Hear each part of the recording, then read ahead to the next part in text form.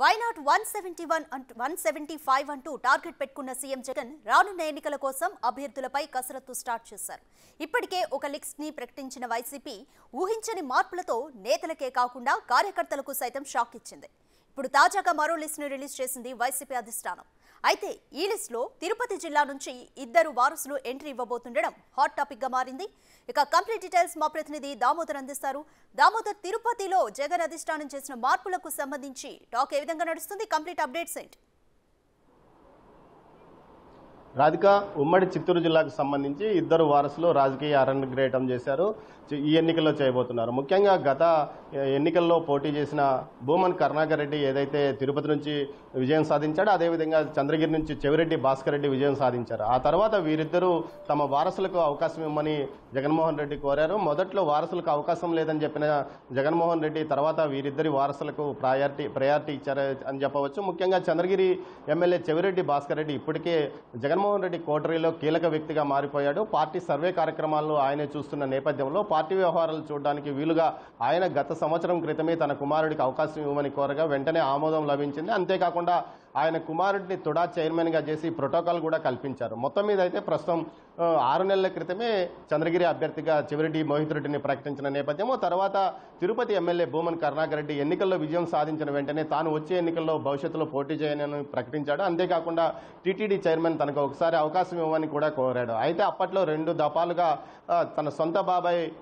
సుబ్బారెడ్డికి అవకాశం ఇచ్చిన జగన్మోహన్ రెడ్డి చివరిలో ఏదైతే భూమన్ కరుణాకర్ రెడ్డికి టీటీడీ చైర్మన్గా అవకాశం ఇచ్చారో, ఆ తర్వాత జరిగిన పరిణామాల్లో గతంలోనే డిప్యూటీ మేయర్గా భూమన్ అభినయ్ రెడ్డికి అవకాశం ఇవ్వడంతో అతను నగరంలో చాలా యాక్టివ్గా పాలిటిక్స్ చేస్తున్నాడని చెప్పవచ్చు. ఏదైతే మాస్టర్ ప్లాన్ రోడ్స్తో పాటు అదేవిధంగా నగరంలో 22A ప్రకారము ఇళ్ల పట్టాలు, అంటే ఆస్తి మీద హక్కు ఉన్నప్పటికీ దాన్ని అమ్ముకోవడానికి వీలు లేని విధంగా ఉన్న నిబంధనలను సడలించడంతో సుమారు 5,000 మందికి పైగా తిరుపతిలో లబ్ధి పొందారు. వీటినన్నింటినీ అవకాశంగా తీసుకున్నారు. దీంతోపాటు తన కుమారుడికి విజయమే లక్ష్యంగా టీటీడీకి సంబంధించిన కార్మికులకు అనేక తాయిలాలు కూడా ఏదైతే భూమన్ కరుణాకర్ రెడ్డి ప్రకటించిన నేపథ్యం, ఈ పరిస్థితుల్లో కొడుకు విజయానికి సులువుగా బాటలు వేస్తున్న నేపథ్యంలో భూమన్ అభినయ్ రెడ్డిని కూడా నిన్న అభ్యర్థిగా ప్రకటించారు. మొత్తం మీద ప్రస్తుతం 2 వారసులు అభ్యర్థులుగా ప్రకటించారు. మరో 2 వారసులు కూడా రంగంలోకి దిగే అవకాశం ఉంది ఉమ్మడి చిత్తూరు జిల్లా నుంచి అని చెప్తున్నారు. మొత్తం మీద అయితే వారి పేర్లను ఫిబ్రవరిలో ప్రకటించే అవకాశం ఉందని చెప్తున్నారు. మొత్తం మీద అయితే ఏదైతే ముందుగా నిర్ణయించిన ప్రకారం ఎలాంటి వివాదం లేని వ్యవహారం కాబట్టి ముందుగా ప్రకటించినట్టు తెలుస్తుంది. రాధిక, రైట్ దామోదర్, మొత్తం 4 చోట్ల వారసులకు అవకాశం ఇస్తే అందులో 2 తిరుపతి నుంచే ఉన్నాయి. వారసులకు అవకాశం ఇవ్వటం పట్ల నియోజకవర్గంలో ఏమనుకుంటున్నారు? అంటే వన్ మ్యాన్ షో లాగా అంటే ఒకే నాయకుడు, అంటే తిరుపతి కానీ చంద్రగిరి కానీ, తిరుపతిలో భూమన్ కరుణాకర్ రెడ్డి తప్ప మరో ప్రత్యామ్నాయం కానీ మరో కుటుంబం కానీ రాజకీయంగా టికెట్ అడిగే పరిస్థితులు అక్కడ తిరుపతిలో లేదు. అదేవిధంగా ఏదైతే చంద్రగిరిలో చెవిరెడ్డి కుటుంబం తప్ప వేరే వాళ్ళు టికెట్ ఆశించే పరిస్థితి లేదు. ఏకనాయకత్వం ఆ 2 నియోజకవర్గాల్లో వైఎస్ఆర్సీపీలో ఉంది. మిగతా పార్టీల్లో అయితే బహుముఖంగా టికెట్ అడిగే పరిస్థితి అక్కడ కనిపిస్తుంది, అటు టీడీపీలో కానీ మిగతా జనసేనలో కానీ. కానీ ఈ 2 నియోజకవర్గాల్లో వైసీపీకి సంబంధించి ఒకే నాయకత్వం ముందు నుంచి బలంగా ఉంది. వారికి ప్రత్యామ్నాయ నాయకత్వం కూడా లేని పరిస్థితి. దీంతో పాటు ఈ 2 కుటుంబాలు ఏదైతే భూమన్ కరుణాకర్ రెడ్డి వైఎస్ రాజారెడ్డి నుంచి వైఎస్ రాజశేఖర రెడ్డి, అదేవిధంగా జగన్మోహన్ రెడ్డి, ఈ కుటుంబం వెంట అతను విధేయుడుగా ఉన్నాడు. అదేవిధంగా చెవిరెడ్డి భాస్కర్ రెడ్డి వైఎస్ రాజశేఖర రెడ్డి కాలం నుంచి జగన్మోహన్ రెడ్డి వరకు ఒక విధేయుడుగానే కొనసాగుతున్నాడు. అంతేకాకుండా అత్యంత ముఖ్యమైన వ్యక్తుల కోటరీలకు కూడా ఆయన చేరిపోయాడు. పార్టీ సర్వే వ్యవహారాలు చూస్తున్నాడంటే ఇంకెంత కీలకమైన వ్యక్తో మనకు తెలుస్తుంది. మొత్తం మీద ఈ 2 కుటుంబాలకు సంబంధించి ప్రత్యామ్నాయం లేని పరిస్థితిలోనే వారి వారసులను ప్రకటించారు. ఇక వేరే నాయకుడు పెదవి విప్పే పరిస్థితి లేదు. సామాజిక సమీకరణాల నేపథ్యం తీసుకుంటే అటు చెవిరెడ్డి భాస్కర్ రెడ్డికి సంబంధించి ఆ నియోజకవర్గంలో రెడ్డి సామాజిక వర్గంగా బలంగా ఉంది కాబట్టి అక్కడ అతనికి ఇచ్చే అవకాశం ఉంది. కానీ తిరుపతికి సంబంధించి సామాజిక వర్గాల సమీకరణ తీసుకుంటే 18% పైగా ఉన్న బల్జలకు ప్రతిపక్ష పార్టీ టీడీపీ అవకాశం ప్రతిసారి కలిగిస్తున్నప్పటికీ కానీ తన కుటుంబ విధేయుడు కాబట్టి భూమన్ కరుణాకర్ రెడ్డికి మాత్రం ఖచ్చితంగా ప్రతి ఎన్నికల్లోనూ వైఎస్ఆర్సీపీ అవకాశం ఇస్తున్న పరిస్థితి మనకు కనిపిస్తుంది. రాధిక, రైట్ దామోదర్, వారసులకి సంబంధించి ఎటువంటి సర్వే రిపోర్టు అధిష్టానానికి చేరిందనుకోవచ్చు? ఖచ్చితంగా సర్వే రిపోర్ట్ అంటే చెవిరెడ్డి భాస్కర్ రెడ్డి కొడుకు చెవిరెడ్డి మోహిత్ రెడ్డి ఏదైతే చెవిరెడ్డి రాజకీయ వారసుడుగానే రంగంలోకి వచ్చాడు. ముఖ్యంగా ప్రత్యామ్నాయం లేదు, రాజకీయంగా అతనికి తిరుగు లేదని చెప్పవచ్చు. ముఖ్యంగా ఇంకా ప్రత్యామ్నాయం లేని పరిస్థితుల్లో ఏకైక వ్యక్తి అభ్యర్థిత్వం సర్వే రిపోర్ట్లో కూడా ఇంకా అతనికి తప్ప వేరే వ్యక్తి మీద చేసే అవకాశం లేదు. గెలుపైనా ఓటమైనా అతనే అభ్యర్థి, ఇక సర్వేలో అవసరం లేని పరిస్థితి.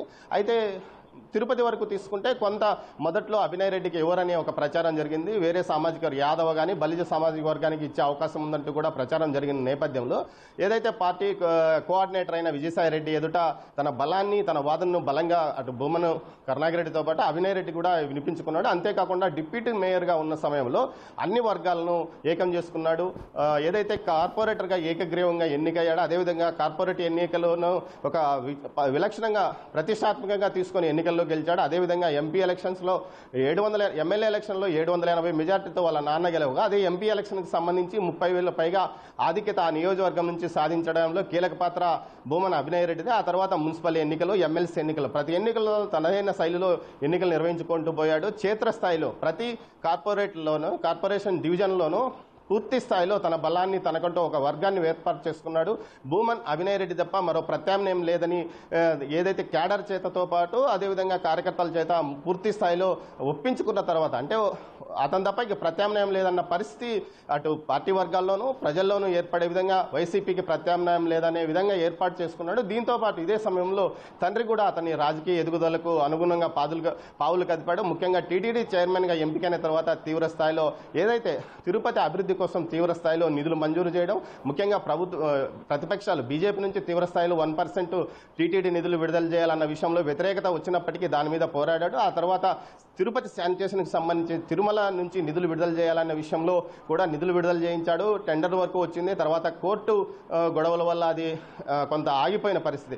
మొత్తం మీద తిరుపతి అభివృద్ధిలో మాస్టర్ ప్లాన్స్ రోడ్డు వేయడంలో కానీ ప్రజల సౌకర్యాల విషయంలో కొంత విమర్శలు ఎదురైనప్పటికీ మాస్టర్ ప్లాన్స్ రోడ్లు విజయవంతంగా పూర్తి చేయగలిగాడు. అదేవిధంగా ఏదైతే తిరుపతి అభివృద్ధి కోసం తిరుపతిలో రోడ్ల అభివృద్ధి కోసం పూర్తి స్థాయిలో ఏర్పాట్లు చేశాడు. అదేవిధంగా తిరుపతి నగరం వేగంగా అభివృద్ధి చెందడానికి మాస్టర్ ప్లాన్స్ రోడ్డు ఏ విధంగా ఉపయోగపడతాడన్న విషయాన్ని ప్రజల వరకు దృష్టికి తీసుకెళ్లాడు. దీంతో పాటు పౌర సమాజం ద్వారా తనకు మద్దతు ఉందని కూడా చెప్పించుకున్నాడు. మొత్తం మీద అన్ని రకాలుగా తనకు పట్టుందని చెప్పించుకోగలగడంతో అతను సక్సెస్ అయ్యాడు. ఈ విధంగా అతను టికెట్ సాధించుకోగలిగాడని చెప్పవచ్చు. మరోవైపు అయితే చెవిరెడ్డి తన కొడుకు తాను పూర్తి స్థాయిలో రాష్ట్ర స్థాయిలో రాజకీయాలకు పరిమితం కావాల్సి ఉన్నందువల్ల తన బదులు తన కొడుకు అవకాశం ఇవ్వని చెప్పించుకోవడం జరిగింది. అయితే భూమన్ అభినయ్ రెడ్డిది మాత్రం తన సొంతంగా తాను గట్టి పట్టున్న వ్యక్తులని నిరూపించుకోవడం ద్వారా టికెట్ సాధించుకున్నాడని చెప్పవచ్చు. Radhika. Right, thank you Damodar.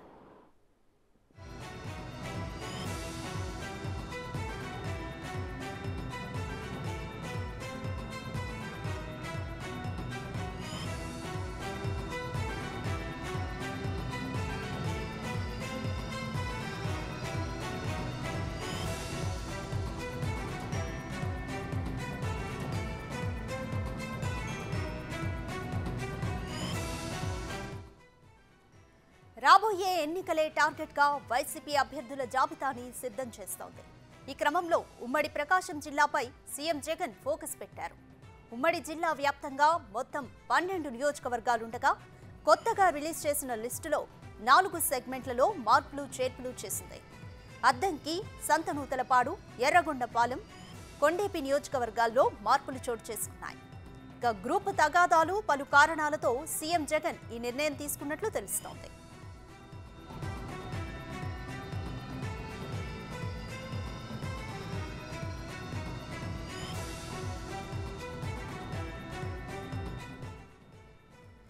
రాబోయే ఎన్నికలే టార్గెట్గా వైసీపీ అభ్యర్థుల జాబితాని సిద్ధం చేస్తోంది.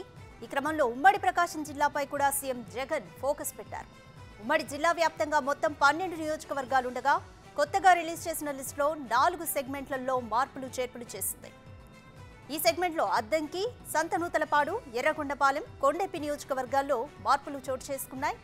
ఇక గ్రూపు తగాదాలు, పలు కారణాలతో సీఎం జగన్ ఈ నిర్ణయం తీసుకున్నారు.